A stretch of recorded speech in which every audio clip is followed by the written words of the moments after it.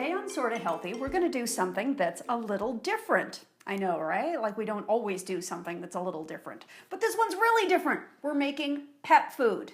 Dog food specifically. It could be cat food too, but I can't get my cat to eat it. I mean, I try, but he won't even eat the chicken on the second day. We're going to grind up almost a whole chicken.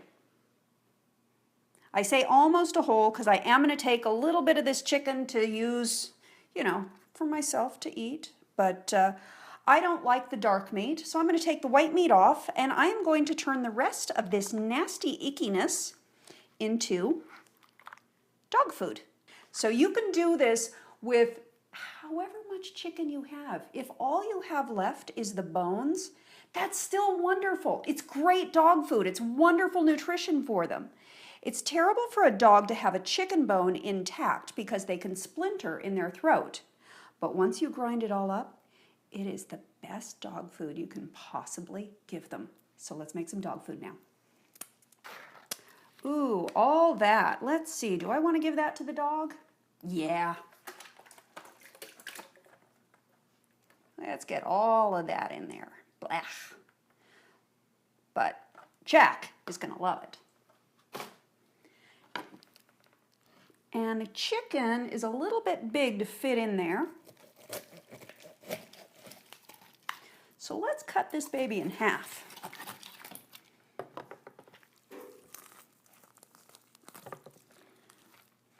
String, don't think we need that. That can go away.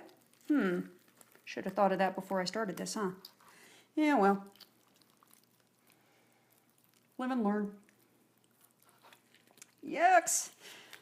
It's like Thanksgiving. I'm all slimy. You ever dissect the turkey on Thanksgiving? Give the pets all that stuff afterwards? Ugh. They love it, but boy, is it messy. Okay, so let's take this whole half a chicken, can you say that? Into the blender. We'll take this part. I'm going to keep that part for myself. A little breast meat. That can go in. We don't want these bones. Those can go in. This, that can all go in. Okay, so that is a very full blender. So now we're going to add some filtered water. You pretty much want to cover the chicken because all of these bones, when they grind up, they're going to turn into this thick, rich gravy, and you need that water to be in there.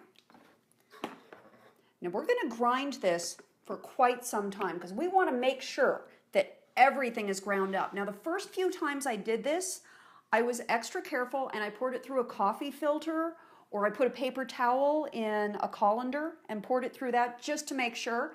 So the first couple of times you do it, I recommend doing that because it just gives you a little more peace of mind with your babies. I'm pretty used to it by now. Tamper in place.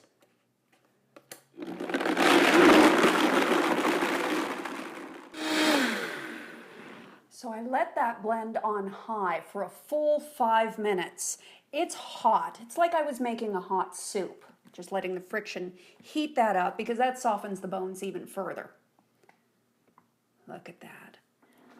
And check this out. This is kind of disgusting.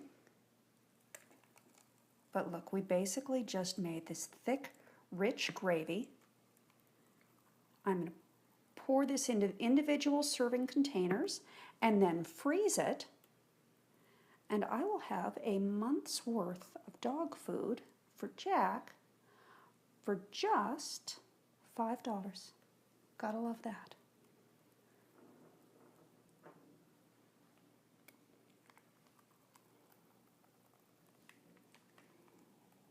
By the way, I bought the these containers at Smart & Final. They also come with lids. I got a tube of 50 of them. I think that was like $4.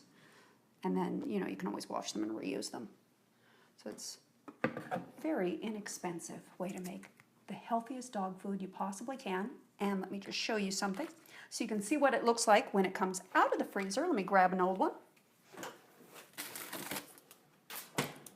This is from the last batch that I did. You can see it freezes solid. You can add any vegetables if you like. I think I added carrots to this batch.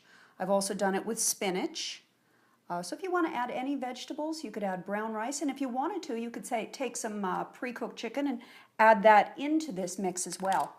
So that is how you can make a SortaHealthy pet food. It's actually a really darn healthy pet food, but this is SortaHealthy and that's how we do it. Thanks for watching.